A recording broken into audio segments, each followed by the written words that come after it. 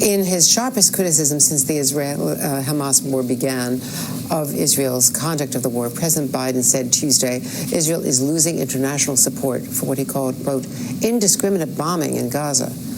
Mr. Biden delivering that blunt message during an off-camera campaign fundraiser in Washington, saying that Israel's Prime Minister Netanyahu has, quote, a tough decision to make, adding, I think he has to change, and with this government in Israel is making it very difficult for him to move.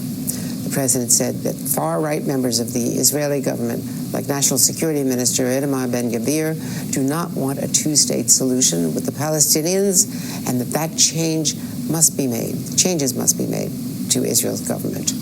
Prime Minister Netanyahu said that he hoped that the two governments could reach an agreement about what happens after the war ends. But he continued saying, I will not allow the entry into Gaza of those who educate for terrorism, support terrorism, and finance terrorism, pushing back on any solution that involves the Fatah or Palestinian Authority from the West Bank. Joining us now is Democratic Senator Jeff Merkley of the Senate Foreign Relations Committee. Senator, there's a lot there to drill down on. Yes, there is. We've seen a lot of comments, the bear hug in the opening days, gradually some more criticism, the visits with the War Cabinet. We knew there were public and private postures by the president. Then some criticism from Antony Blinken and certainly from Lloyd Austin last week.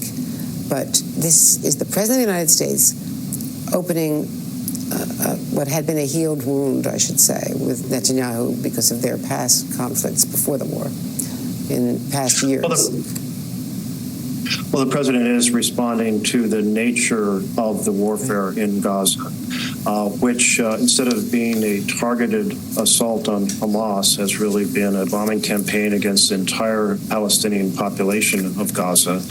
The world has been very uncomfortable with the massive number of civilian casualties.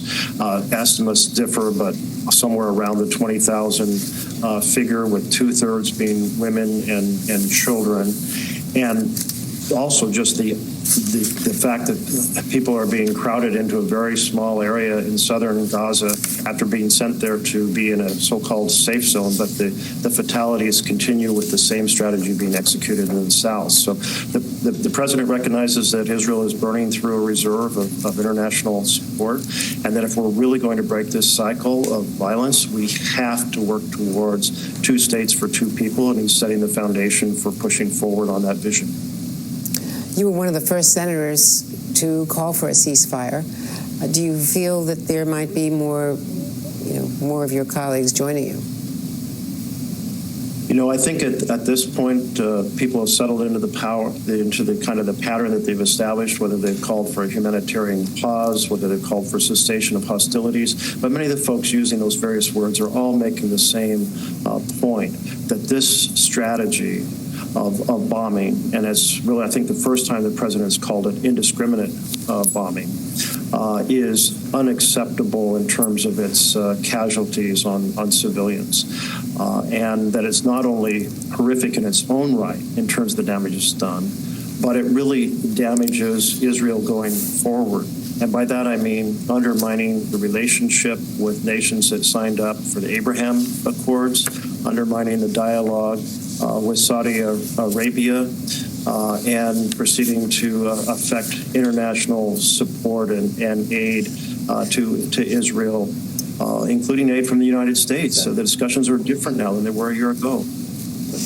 Now let me ask you about the outcome of COP28, because the annual climate conference finally ended. It was extended for a couple of days to try to reach a better agreement on reductions in emissions. In the past, you've accused Team Biden of failing to address climate change.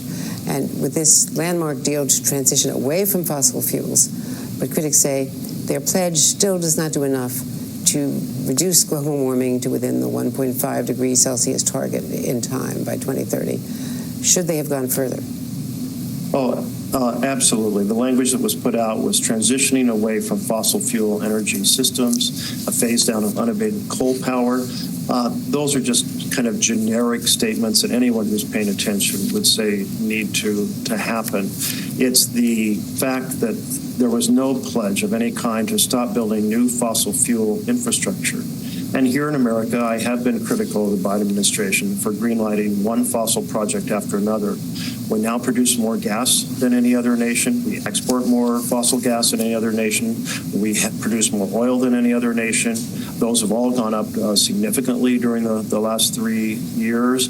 And yet we're saying to the world, join us, let's join together and tackle the challenge of climate, and yet we're producing more and more fossil fuels. It's been really driven a sense among our younger Americans of cynicism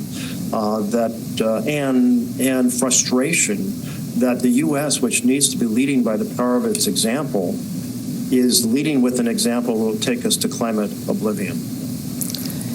And China is building more coal plants. That's a big factor here. So, at this stage, with only a few years to go, really, until 2030, is it even possible to reach this goal after the hottest year the climate has ever had? In terms of 1.5 degrees, it is not possible, and unless you assume something extraordinary. In other words, if you burn fossil fuels at the rate we are right now, we will use up the carbon budget in 6 years, which means 6 years from now we'd have to go to zero carbon. And so that's not at all where we're headed. We're actually increasing the amount of fossils that we burn each year. We're increasing the amount of carbon we're putting in the atmosphere. So after 20 years of pretty intense international conversations about taking on this challenge, we are still going the wrong direction. So that is deeply, deeply disturbing. And each nation wants to say, hey, we'll just kind of, on the demand side, better insulate our buildings, put some electric cars out there and some charging stations, but we want to keep taking all of our fossils out of the ground because that's money for us. That's our home companies. Every country says the same thing. Doesn't matter where you are in the world. And the result is that everybody's producing more fossils, burning more fossils, and we're in deep trouble.